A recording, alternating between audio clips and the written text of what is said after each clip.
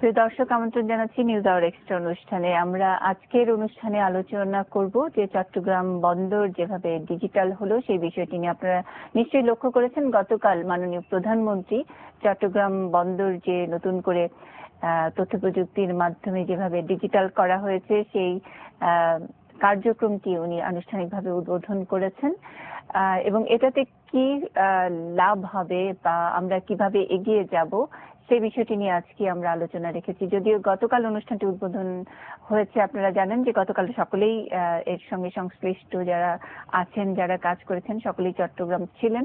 সে কারণে আমরা আজকে এই আয়োজনটি রেখেছি একটু দর্শকদেরকে বুঝিয়ে দেওয়ার জন্য যে আমরা এখান থেকে কি পেতে যাচ্ছি। এই জন্য আমাদের স্টুডিওতে আজকে উপস্থিত আছেন ইঞ্জিনিয়ার খায়রুল মোস্তফা, প্রকল্প পরিচালক সিটিএমএস, এবং রয়েছেন মাহবুব জামান, ম্যানেজিং ডিরেক্টর পেটারসফট। স্বাগত জানাচ্ছি আমাদের এই অনুষ্ঠানে। যেটা আগেই বলেছি, গতকালের অনুষ্ঠানটি আজকে করতে হচ্ছে কারণ আপনারা কেউ ছিলেন না এখানে, ঢাকায় আসল মানুষটি আসলে ছিলেন না যিনি এটা করেছেন। অভিনন্দন জানাচ্ছি। এবং তথ্য প্রযুক্তি আমরা বলছি যে ডিজিটাল বাংলাদেশ আস্তে আস্তে অনেক বড় জায়গায় চলে গেছে, হাত দিচ্ছে আমি বলছি না, অলরেডি চলে গেছে। প্রধানমন্ত্রী এটা উদ্বোধন করেছেন, গত 2 মাস ধরে ট্রায়াল হচ্ছে এবং পোর্টের মতো একটা সেন্সিটিভ জায়গা, সেখানে তো এখানে আপনার তথ্য প্রযুক্তি বা ডিজিটাইজ করাটা কিছুটা তো একটু চ্যালেঞ্জিং ছিল। সেই সব কথা আমি একটু শুনবো, গোড়ার কথা শুনবো, কিভাবে আপনারা কাজটা করলেন সেটাও শুনবো। এবং ইতিমধ্যে এই প্রজেক্টটা নিয়ে আপনি পুরস্কারও পেয়েছেন। আমরা এই অনুষ্ঠানে এটা আলোচনাও করেছি। গত বছর ডিনেটের যে পুরস্কারটি হয় ইনোভেশন অ্যাওয়ার্ড, সেটা পেয়েছিলেন। যাই হোক, আমরা গতকালের যে উদ্বোধনের রিপোর্টটা একটু দেখে আসি যাতে দর্শকরা একটু মনে করতে পারেন যে কি ছিল। পরিকল্পিত আধুনিকায়নের ফলে চট্টগ্রাম সমুদ্র বন্দরের উৎপাদনশীলতা এখন আগের চেয়ে 21% বেড়েছে। চলতি অর্থ বছরে বাল্ক কার্গো হ্যান্ডলিং বেড়েছে 12%, বহির্নোঙরে জাহাজ আসার পরিমাণ বেড়েছে 8%। চট্টগ্রাম বন্দরের উৎপাদনশীলতা বৃদ্ধি করতে computerised container terminal management system এবং রেডিয়েশন ডিটেকশন সিস্টেম চালু হয়েছে। বিকেলে এর উদ্বোধন করেন প্রধানমন্ত্রী শেখ হাসিনা। নৌ পরিবহনটা এর মাধ্যমে পণ্য পরিবহন করলে অনেক অল্প খরচে করা যায়, কিন্তু এই সেক্টরটা সবসময় অবহেলিত ছিল। কাজে নদীগুলি আবার ড্রেজিং করা, ক্যাপিটাল ড্রেজিং এবং মেনটেন্যান্স ড্রেজিং করে সেগুলিকে আবার নাব্যতা ফিরিয়ে আনা এবং ব্যবহার করা, সেই সাথে যেমন চট্টগ্রাম বন্দরকে সচল রাখা, আবার মংলা বন্দর পশু নদী ড্রেজিং করে সেটাকেও সচল রাখার জন্য বিভিন্ন কর্মসূচি আমরা হাতে নিয়েছি। তিনি বলেন, মেরিটাইম সেক্টরের উন্নয়নে পরিকল্পিতভাবেই কাজ চলছে। বন্দরগুলোর উন্নয়ন করে ভবিষ্যতে মেরিটাইম পাওয়ার হিসেবে বাংলাদেশকে প্রতিষ্ঠিত করা হবে। বাংলাদেশের জলসীমায় জাহাজ ও নাবিকের জীবন রক্ষার জন্য global maritime distress and safety system স্থাপনের কাজ ইতিমধ্যে শুরু হয়েছে। আভ্যন্তরীণ নৌরুটে জাহাজগুলি প্রতিরোধে আমরা উন্নত মানের প্যাসেঞ্জার ফেরি সংগ্রহের উদ্যোগ নিয়েছি এবং বর্তমানে চলমান জাহাজগুলোকে নিরাপদে চলাচল উপযোগী করার জন্য বাধ্যতামূলক সার্ভিস স্কিম আমরা চালু করেছি। International ship and port facility security code বাস্তবায়ন করা হয়েছে। আমাদের সময়োচিত পদক্ষেপ। Mohsinul Hakim, ATN news, Chittagong.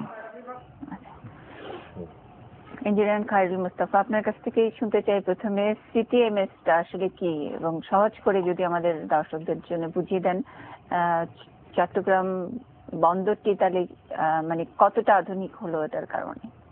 সিটিএমএস computerize container terminal management system, এই সিস্টেমের আওতায় বন্দরে যত কন্টেইনার আমদানি হবে এবং রপ্তানি হবে, বিশেষ করে আপনার যখনই কন্টেইনারটি যাত্রা শুরু করবে যে বন্দর থেকে, তখন থেকে এটার গতিবিধি পর্যবেক্ষণ করা হবে এই সিস্টেমের মাধ্যমে। এবং আপনারা জানেন যে কোনো কনসাইনি তাদের মাল যখন পাঠায়, এটা না এসে পৌঁছা পর্যন্ত তারা খুব উদ্গ্রীব থাকে যে তার মালটি ঠিক সময়ে পৌঁছবে কিনা, ঠিক এর মধ্যে মিসিং হয়ে যাবে কিনা। এই জন্য এখন থেকে কিন্তু যে কোনো কনসাইনি তার মাল পাঠানোর পরে যে বন্দর থেকে পাঠাবে, তখন থেকে খালাস না হওয়া পর্যন্ত, তার সে নিজে না পাওয়া পর্যন্ত মালটি কোথায় আছে এটা কিন্তু সে ইন্টারনেটের মাধ্যমে যে কোনো সময় জানতে পারবে। এবং এই সিটিএমএস পদ্ধতির ফলে আপনার আমাদের যে বন্দরে আগে যেখানে জাহাজ সময় লাগতো 3 দিন, সেখানে এটা কমে আসবে 2 দিন, 1 দিনে কমে আসবে। এবং তার ফলে প্রতিটা জাহাজে কিন্তু আপনার প্রত্যেক দিন $15,000 সেভিংস হবে। মানে তাদের যে ল্যান্ডিং যে কস্ট, যেটা যে ওখানে ওয়েটিং কস্ট, সেটা কমে যাচ্ছে। এবং তারপরে আরো এই সিস্টেমের আওতায় আগে জাহাজ আসলে আউটারে অপেক্ষা করতে হতো যে কখন শিডিউল পাবে, কোন বারতে যাবে। এখন কিন্তু সে আগে থেকে যখনই যে বন্দর থেকে ছাড়বে, আগে আসলে আগে পাবে, এই ভিত্তিতে তার বার্থ এলোকেশন হয়ে যাবে। এবং এই জাহাজ থেকে যে ওনারা ওনাদের মতো টাইম ম্যানেজমেন্টটা সেটা করতে পারে আগে থেকে জেনে যাওয়ার কারণে, যে তার কিউটা কোথায় আছে সেটা জানতে পারবে। তারপরে আপনার ধরেন এই কন্টেইনার গুলো যখন বন্দরে আসলো, বন্দরে আসার সাথে সাথে আগে আমাদেরকে তালি শিট ছিল, যে নামার পরে কন্টেইনার নাম্বার দেখে লিখে তারপরে কাগজে হিসাব রাখতে হতো। এখন কিন্তু আর কোনো কাগজ থাকবে না, তার কাছে এটা হ্যান্ডহেল্ড কম্পিউটার থাকবে, তার মাধ্যমে অনলি 4টি ডিজিট যদি সে সেখানে দে, অটোমেটিক্যালি কন্টেইনার নাম্বারটা এসে যাবে এবং এটা সিস্টেমে এসে যাবে যে কন্টেইনারটি বন্দরে এই মুহূর্তে নামলো। তারপরে সে যখন ইয়ার্ডে নিয়ে গেল, ইয়ার্ডেও কিন্তু সেখানে ইকুইপমেন্টের মধ্যে ভেহিকল মাউন্টেড টার্মিনাল আছে, একটা ছোট কম্পিউটার, সেটার মাধ্যমে সে যখন কন্টেইনারটি রেখে ওখানে বটন পুশ করবে, তখনই কিন্তু সিস্টেমে চলে যাবে যে এটা কোন লোকেশনে আছে। তারপরে আপনার এটা কাস্টম থেকে যখন খালাস হবে, পেমেন্ট হবে কাস্টমের শুল্ক, তখন আমরা অটোমেটিক্যালি অনলাইনে জেনে যাব, কারণ কাস্টমের সাথেও আমাদের ইন্টারফেস আছে। বিশেষ করে ব্যবহারকারীরা তারা বন্দরে ব্যক্তিগত উপস্থিতি ব্যতি রেখেই মালামালগুলা খালাস করতে পারবে, কারণ তাদের কাছে বিলটাও তারা তাদের অফিসে বসে জেনারেট করতে পারবে এবং অনলাইনে পেমেন্ট করতে পারবে। এছাড়া সবচেয়ে যে বিশেষ দিকটি যেটা হলো যে এতদিন বন্দরে যে সকল কন্টেইনার এক্সপোর্ট হতো, এগুলো কিন্তু আমরা জানতাম না যে কি কন্টেইনারে কি মালামাল যাচ্ছে, কখন কন্টেইনার গুলো আসবে। এখন কিন্তু প্রত্যেকটা কন্টেইনার মানে আপনারা না জেনেই এটাকে খালাস করতে হতো, মানে ওটা সিস্টেমের মধ্যে ছিল না, স্ক্যানিং এর কোনো ব্যবস্থা বা কিছুই ছিল না। কিন্তু এখন তারা আগে থেকে আমাদেরকে জানাবে 24 ঘন্টা আগে যে এই কন্টেইনার আমার এক্সপোর্ট হবে, এবং আমরা সাথে সাথে পাওয়ার সাথে সাথে সেগুলো আমরা প্ল্যান করব এবং গেটে জানিয়ে দিব যে এই কন্টেইনারটা ওই সময় আসছে। সাথে সাথে কন্টেইনারটা কিন্তু এন্ট্রি হবে এবং নির্ধারিত ইয়ার্ডে নিয়ে রাখবে, যাতে জাহাজ যখন রেডি হয়ে যাবে এক্সপোর্টের জন্য, সাথে সাথে সেগুলো জাহাজে উঠিয়ে দিতে পারে। তো এই কারণে আগে যেখানে জাহাজ এক্সপোর্ট নেওয়ার জন্য রেডি হলো, তখন কিন্তু লং কিউ হয়ে যেত ট্রেইলারের, একটার পর একটা উঠাবে, যাতে জাহাজের সময় অনেক বেশি লাগতো।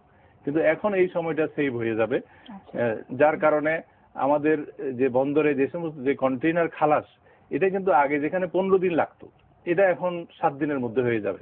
এবং এর ফলে যে যারা কনসাইনি তাদের স্টোরেজ রেন্টটা কম আসবে, এবং ফলে আমি মনে করি যে এতে পণ্যের দামও কমে আসবে এবং এর সুবিধাটা দেশবাসী পাবে। মানে বিশেষ করে তো বিজনেসম্যানরা খুবই লাভবান হবেন যারা ইম্পোর্টের কাজ করেন। আমি জামান ভাই, আমি আপনার কাছ থেকে জানতে চাই যে অনেকদিন পরে হলো, যেটা আমরা বলি যে চট্টগ্রাম বন্দর এই অঞ্চলের একটা কি বলবো যে হার্ট, এখানে এই ডিজিটাইজেশনটা তো দরকার ছিল আরো অনেক আগে। একটা আধুনিক বন্দর না থাকলে আমাদের ইকোনমিটাও তো ওইভাবে সচল থাকবে না, বা ওই সচল করতে আরেকটু স্পিড আপ হবে না। সেটা দেরিতে হলেও সিদ্ধান্তটি হয়েছে, এবং এটা ইমপ্লিমেন্ট করতে গেলে আমরা জানি যে আমরা অ্যানালগ জাতি, তার মধ্যে এই ডিজিটাল বিষয়টাও কিছু অ্যানালগ, মানে আমরা তো এখন অ্যানালগ যুগেই আছি এখনো। সেখানে এরকম একটি জায়গা যেখানে শুধুমাত্র ধরেন খায়রুল মোস্তফার মতন লোক না, সেখানে যে স্টিভেডার, তারপর সিএনএফ এজেন্ট ইত্যাদি, ওই লেভেল একদম কতগুলো যে প্রতিষ্ঠান এটার সঙ্গে জড়িত, সেটাকে এই তথ্য প্রযুক্তির মতো একটা হাই এন্ড একটা জায়গায় আনতে আপনারা মানে কিভাবে আনলেন, এবং সেটা ল্যাঙ্গুয়েজ গুলা কি সবাই একরকম করে ডিকোড করতে পারবে কিনা সেটা? আসলে যদিও এটা গতকাল মাননীয় প্রধানমন্ত্রী চট্টগ্রাম বন্দরে উদ্বোধন করেছেন, কিন্তু এটা আসলে শুধু চট্টগ্রাম বন্দরের ব্যাপার না, এটা আমাদের টোটাল অর্থনীতিতে একটা বিরাট ইম্প্যাক্ট পড়বে। কাজে আমি বিষয়টাকে অর্থনৈতিক ভাবে দেখি। আরেকটা হচ্ছে যে আমাদের ইমেজ, একটা বন্দর যখন আধুনিকায়ন হয় তখন কিন্তু বন্দরের সাথে যারা যুক্ত আছে internationally, main line operator, shipping agent, তারাও কিন্তু মানে এটার একটা ছাপ পড়ে। তার সাথে আরেকটা সিস্টেম চালু হয়েছে, রেডিয়েশন ডিটেকশন সিস্টেম। সেটা সম্পর্কে পরে হয়তো খায়রুল মোস্তফা আলোচনা করবে। ওটার ফলে কিন্তু আমরা ইউএস পোর্টে এখন পর্যন্ত আমার জানা মতে 4টা বন্দর এটা স্থাপন করতে পেরেছে। কাজে সিটিএমএস প্লাস আরডিএস মানে ওই 4টার মধ্যে কি আমরাও একটা? আমরা এটা চতুর্থ হলাম।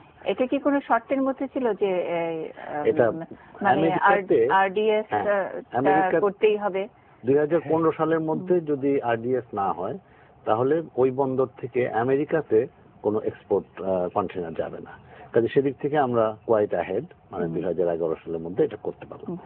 আমি সিটিএমএস সম্পর্কে বলি যে আসলে এই সিটিএমএসটা স্থাপন করার ফলে আমাদের টোটাল বন্দরের যে পরিচিতিটা এবং তার যে ইমেজটা সেটা সারা বিশ্বে বাড়বে।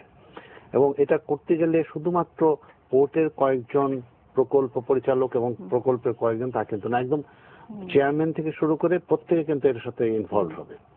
এবং চেয়ারম্যান থেকে একেবারে লাইনম্যান পর্যন্ত। কারণ হচ্ছে যে আগে যেখানে একটা ট্যালি খাতা ছিল ওই ট্যালি খাতাটা আস্তে আস্তে চলে যাবে, সেখানে কিন্তু একটা হ্যান্ডহেল্ড আছে। এবং এটার জন্য ট্রেনিং যখন আমরা দিলাম তখন একটা বড় ধরনের চ্যালেঞ্জে আমরা পড়েছিলাম। কারণ হচ্ছে যে সামহাও পোর্টে কিন্তু আমাদের জেনারেশন হচ্ছে যে একটু ওল্ড জেনারেশন সবাই, হ্যাঁ, কাজে তাদের পক্ষে কিন্তু কম্পিউটার গ্রহণ করাটা, তাকে একসেপ্ট করাটা, এটার জন্য একটা ব্রেক থ্রু দরকার। সেজন্য আমরা খুব ইন্টারেস্টিং ওয়েতে এই কম্পিউটার প্রশিক্ষণটা শুরু করেছিলাম। আমার মনে আছে যে এর আগে যিনি চেয়ারম্যান ছিলেন উনি বললেন যে কেউ তো কম্পিউটার ট্রেনিং নিতে চায় না। তো আমি বললাম যে ঠিক আছে, আমরা এরকম ভাবে করি যাতে তারা বোঝে যে এই কম্পিউটারটা শুধু তার এফিসিয়েন্সি বাড়াবে তা না, এটা দৈনন্দিন কাজে নানাভাবে কাজ করে। আমরা খুঁজে খুঁজে ট্রাফিক ডিপার্টমেন্টে একজনকে বের করলাম যার ছেলে কানাডাতে থাকে, হয়তো মাসে একবার টেলিফোনে কথা হয়, তাকে আমরা এখানে এনে আমরা দেখালাম এবং স্কাইপের মাধ্যমে প্রথম মানে 3 বছর পর প্রথম ছবি দেখলো তার ছেলে, তার রুমটা দেখলো, তার রুমের মধ্যে ময়লা সেখানে দেখলো, চুল বড় হয়ে গেছে, একটা আসলে একদম রিয়েলি একটা মানবিক পরিবেশ সৃষ্টি হলো। আমরা বললাম যে এই যে এটা দেখা হলো এটার জন্য কিন্তু কোনো পয়সা খরচ হলো না, বিনা পয়সা এটা করা গেল। তারপর এটার সাথে সাথে কিছু ফিল্ম দেখানো হলো। খুবই মানে ক্রিয়েটিভ একটা ওয়েতে গিয়েছেন, মানে যে প্রথমে যে রিভোল্ট করবে যে না আমরা এটা চাই না সেটা করতে দেন না, বরং হলো 376 জনকে ট্রেনিং দেওয়ার কথা, তখন লাইন ধরে গেল 500 জন। আমরা তখন সবাইকে ট্রেনিং দিলাম, কারণ ট্রেনিংটা তো আসলে কস্টলি না, কিন্তু এবং এটার ফলে হয় কি যে একটা সাধারণ ভাবেই হলো যে না কম্পিউটারটা শিখলে বিনা কাজে হবে না, বরং অনেক কাজে লাগবে। এবং সেদিক থেকে বলা যায় যে এখনো অনেক প্রতিবন্ধকতা আসবে, কারণ হচ্ছে যে শুরুতে তো যে কোনো কিছুটি একটু চেঞ্জ কামস উইথ রেজিস্ট্যান্স। এবং সেদিক থেকে আমার মনে হয় যে মানে যদি বেনিফিটস গুলো তুলে ধরা যায়, যেমন বেনিফিটস কিছু কিছু অলরেডি খায়রুল মতো বললে, আমরা একটা জাস্ট হিসাব করে দেখেছি যে প্রায় অবিশ্বাস্য মনে হলেও সত্য যে বছরে 1400 কোটি টাকা সাশ্রয় হবে। এবং সাশ্রয় হওয়া মানে হচ্ছে যে এফিসিয়েন্সিটা বাড়ছে এবং তার সাথে সাথে কিন্তু ক্যাপাসিটি বাড়বে। যেমন প্রতিদিনে একটা জাহাজের মানে ওখানে অবস্থানের জন্য $15,000 দিতে হয়। একদিন যদি কমানো যায় তাহলে 15,000 ইন্টু 800 জাহাজ আসে, তাহলে পূরণ করলে দেখা যাবে যে প্রায় 80 কোটি টাকার মতো ওখান থেকে আসে। তারপরে আরো অন্যান্য যেমন কন্টেইনারের অবস্থান টাইমটা চলে যাবে। কাগজ যেটা হবে সেখান থেকে প্রায় 200 কোটি টাকা, মানে এখন অনেক কিছুই পেপারলেস হয়ে যাবে, কারণ সমস্ত কিছু আসছে। আরেকটা বড় ব্যাপার হচ্ছে যে সময়টা বাঁচবে। আগে কিন্তু যেটাই আসুক না কেন কন্টেইনার নাম্বারটা অন্তত পক্ষে তার লিখতে হতো, এখন ইডি এর মাধ্যমে সমস্ত শিপিং এজেন্টটা কিন্তু আগেই পাঠিয়ে দিচ্ছে, কাজে তার ওইটাও টাইপ করতে হচ্ছে না। হ্যাঁ, কাজেই এই বেনিফিটস গুলো যখন আমরা নিয়ে আসতে পারবো তখন কিন্তু আমার মনে হয় যে যেই বাধাটা আমরা অ্যানালগ হিসাবে যে বাধাটা মনে করি এটা আসলে মনের বাধা। হ্যাঁ, অনেক ক্ষেত্রে না মানে সেটাই যে আমাদের এখানে তো সমস্যাটা ওখানেই হয় যে মনের বাধা, প্রথমে একসেপ্ট করতে চাই না, না বুঝেই আমরা জ্বালাও পোড়া শুরু করে দেই। তারপরে যখন জিনিসটা মানে ওই যে বাধ্য হই, অথবা ওই যে আপনার মতো যে ছেলেকে দেখিয়ে একটা ক্রিয়েটিভ ওয়েতে যখন নাকি দেখি যেটা থেকে আমি একটা সুবিধা পাচ্ছি তখন আমরা নেই। সেই মনের বাধাটা দূর করতেই তো অনেক ধরনের ক্যাম্পেইন দরকার হয় আমাদের। শুধু একটা জায়গায় 14টা সিগনেচার লাগতো যেখানে, সেখানে আসলে কোনো সিগনেচার লাগবে না। একটা বেনিফিটই কিন্তু যখন রিয়েলি আমরা এই যে বন্দরে যেটা বললি যে লিড টাইম একটা আসলে মানে কয়েক বছর আগেও আমি একটা বন্দর নিয়ে কিছু কাজ করার কারণে জানি যে লিড টাইম ছিল একটা ইস্যু ব্যবসায়ীদের জন্য, ব্যবসায়ীদের কাছে, এবং এটা আস্তে আস্তে কিন্তু পলিটিক্যাল ইস্যুতেও পরিণত হয়েছিল। সেই লিড টাইম নানানভাবে ম্যানেজ করে একটু কম, হ্যাঁ জি, তো সেটাকে মানে সর্বোচ্চ 18 দিন বা 19 দিনের মতো এরকম ছিল, সেটাকে কমিয়ে 2.5 দিন করার জি, সেটার সাথেও তো এটা মানে অনেকখানি মানে আমার এমনিতে আমি যদিও প্রায় 94 থেকে আপনাদের পোর্টের সাথে কাজ করি, যে কনজেশন চার্জ এটা কিন্তু গত কয়েক বছর যাবত শোনাই যাচ্ছে না, কয়েক বছর মানে সাম্প্রতিক।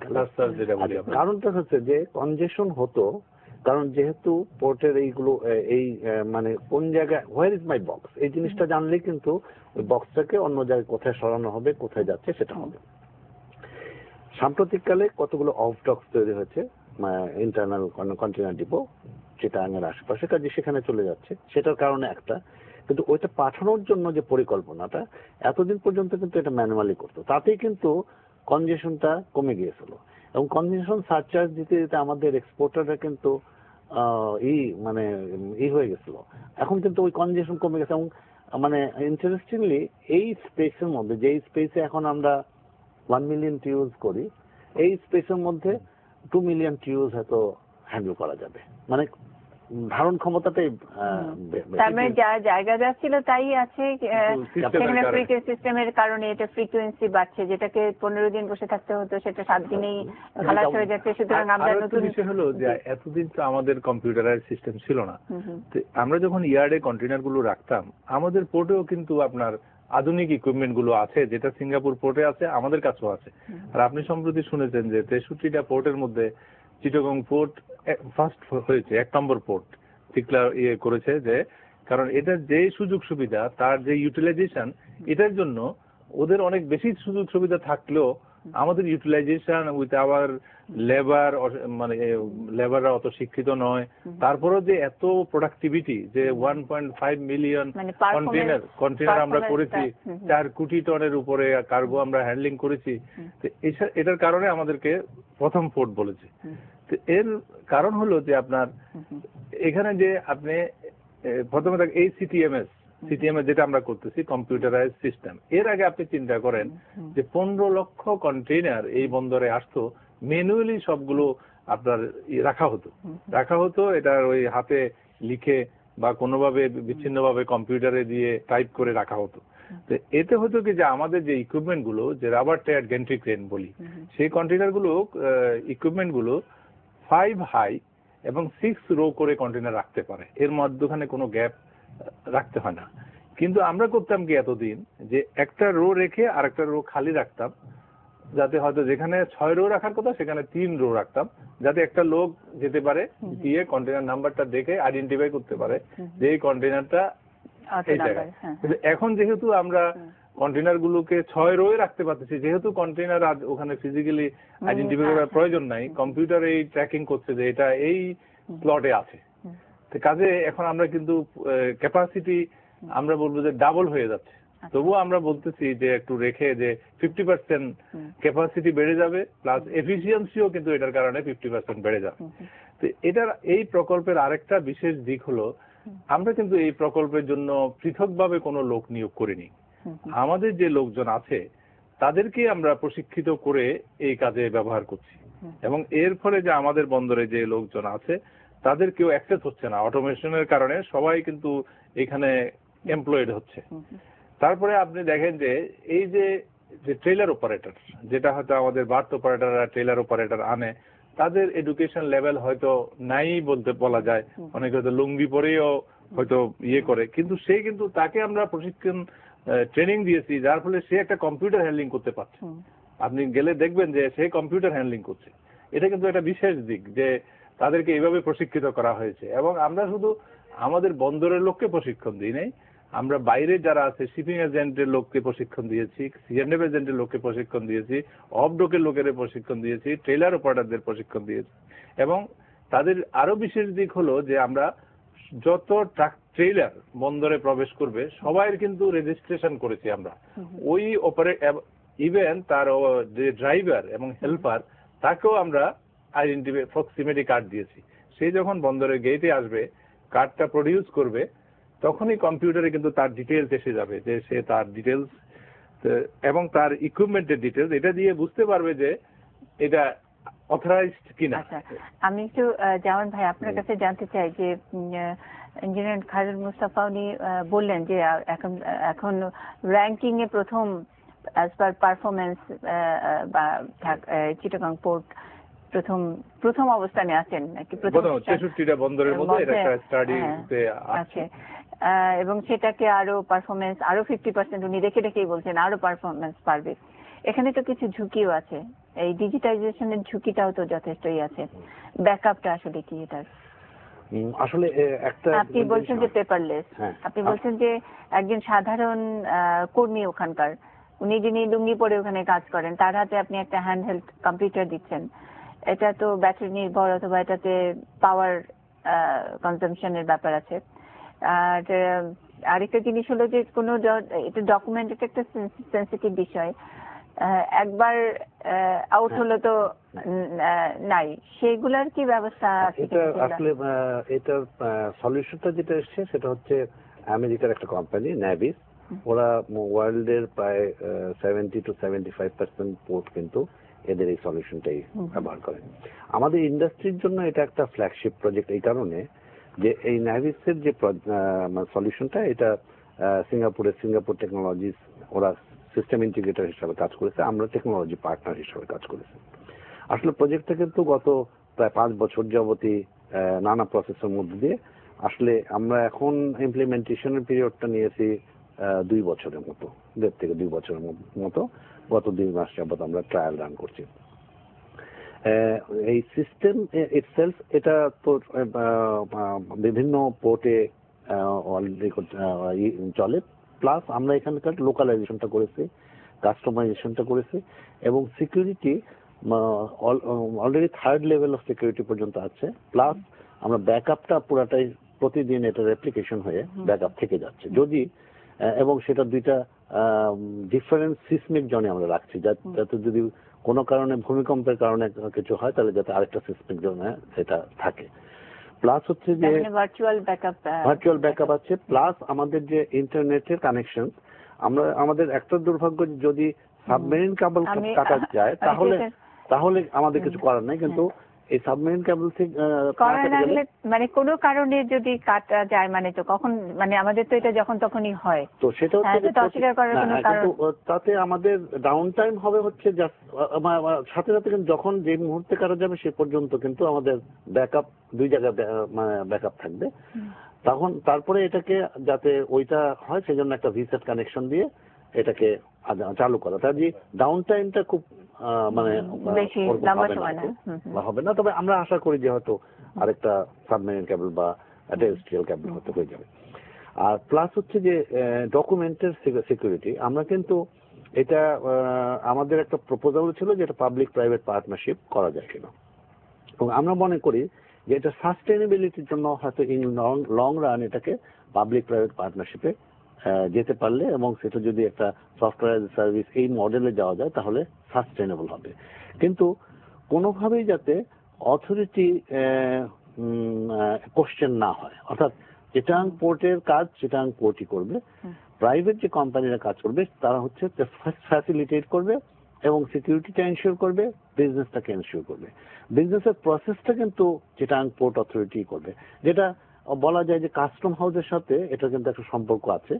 এবং রেভিনিউর দিক থেকেও কিন্তু আপনি নিশ্চয়ই জানেন যে গত বছর কিন্তু চিটাগাং কাস্টম হাউস 3,000 কোটি টাকা এক্সট্রা আর্ন করেছে only because of this automation, ওই এফিসিয়েন্সির কারণে। এখানে যেমন 1400 কোটি টাকা সাশ্রয় হবে অনলি বিকজ অফ এফিসিয়েন্সি, কোনো লোক ছাঁটাইও হচ্ছে না, নতুন লোক হয়তো নিতে হবে কারণ এফিসিয়েন্সি বাড়লে কাজ বাড়লে। তো এখন সিকিউরিটির দিক থেকে আমাদের ফিজিক্যাল সিকিউরিটি যেগুলো সেগুলো, প্লাস আইটি সিকিউরিটির সমস্ত লেভেলগুলোই কিন্তু আমরা এনশিওর করছেন, কিন্তু এখানে তো একটু সিক্রেসিরও ব্যাপার আছে। সেটা কিন্তু একদম প্রতিটা লেভেলের সিক্রেসি, যেমন যেই জিনিসটা মানে এখানে তো টাকা পয়সার ট্রানজেকশনের ব্যাপার আছে, এখানে বিল পে এর ব্যাপার আছে, সবকিছু। তো এবং আমরা তো জানি যে যেহেতু আমরা যে বললাম অ্যানালগ থেকে মাত্র এই ডিজিটালে যাচ্ছি, সেই ক্ষেত্রে কিছু তো আমাদের দুর্বলতা রয়েছে। সেটা সুযোগে যারা অনেক বেশি জানে যে হ্যাক হওয়া একটা ব্যাপার আছে, তাই না? এরকম একটা সেনসিটিভ। এই ব্যাপারে আমি একটু বলি, এটা হলো যে নেভিস স্পার্ক এন্ড 4 যে প্যাকেজটা, এর সোর্স কোড কিন্তু তারা কাউকে দেয় না। এটা সুবিধা হলো এটা যে তারা এটাতে কোনো রকমের হ্যাকিং করার কোনো সুযোগ নাই, এজন্য যে তারা সোর্স কোড শুধু তাদের কাছে থাকবে এবং তাদেরকে প্রতি বছর আপনার লাইসেন্স ফি দিতে হবে এটার জন্য। যখনই কোনো কিছু যদি পরিবর্তন করতে হয় তাদের সিস্টেমে, তারা ছাড়া আর কারো কিছু এতে হাত দেওয়ার কোনো সুযোগ নেই। এটা আমরা এখনো দেখেছি, ইমপ্লিমেন্টেশনের সময়ও দেখেছি যে যখনই কোনো পরিবর্তন কাস্টমাইজেশনের প্রয়োজন হয়, তাদের এক্সপার্ট এসে সেখানে তাদের সোর্স কোড দিয়ে তারা করবে, তারা কাউকে এই সোর্স কোড দেয় না। কাজে এখানে কারোর পক্ষে, তার মানে জিনিসটা আমাদের হাতে নাই না। এটা এই জন্য যে 300টা বন্দরে এটা আছে, কারণ আপনি জানেন অনেক সময় কম্পিউটারের সিস্টেম আছে, সবই আছে, কিন্তু দেখা যায় যে এর মধ্যে একটা কারসাজি করে হয়তো অনেক ফাঁকি দেওয়া যায়। কিন্তু এইখানে সেটা তো অবশ্যই, মানে যেহেতু যে একেবারেই যদিও ডেটা সফট এটার সহযোগিতা দিয়েছে বা ওই কাস্টমাইজেশন গুলো করেছেন ওনারা, মূল চাবিটা তো আপনার অন্য জায়গা থেকে, কারণ এটা সবার জন্য 300টা বন্দর যে করছে, কারণ এটা যদি এই সুযোগটা যদি অন্যদের হাতে থাকে তাহলে কিন্তু তারা সেখানে লোকালি এটাতে কিছু করার চেষ্টা করবে, কারসাজি করার, সেটা যাতে না করতে পারে এই জন্য সোর্স কোডটা কিন্তু তাদের কাছেই থাকে এবং এটা লাইসেন্স ফি দিতে হয় যে এই প্যাকেজের। কারণ আপনি জানেন যে সফটওয়্যার তো যে কোনো জায়গা থেকে যে কোনো সময় বানানো যায়, কিন্তু এই পোর্টে যে সিটিএমএস করা হয় এটা কিন্তু পৃথিবীর 4-5টা কোম্পানি ছাড়া অন্যদেরটা অ্যাকসেপ্টেবল হয় না, এবং তার মধ্যে নেভিস হলো নাম্বার 1। আমি আসলে যে জায়গাটায় যেতে চাই, যে বললাম যে আমাদের সিক্রেসিটা, আমাদের নিয়ন্ত্রণটা আমাদের হাতে নাই, এটা নিয়ে আমি একটু জামান ভাই আপনার কাছে শুনতে চাই। ছোট্ট একটি বিরতির পরে ফেরত আসছি। প্রিয় দর্শক, আপনারা যারা আমাদের সঙ্গে রয়েছেন নিশ্চয়ই বুঝতে পেরেছেন আমরা চট্টগ্রাম বন্দরে যে চট্টগ্রাম বন্দর গতকাল থেকে ডিজিটাল হয়েছে সেই বিষয় নিয়ে আমরা আলোচনা করছি। সেটার ভালো দিক তো অবশ্যই আছে, যেসব ছোট ছোট লুপ হোল আছে সেগুলো নিয়ে আলাপ করে পুরোটা ঝালাই করে নেওয়ার জন্য আজকের এই আয়োজন। আমাদের সঙ্গেই থাকুন, ফেরত আসছি বিরতির পর, বাকি কথা হবে।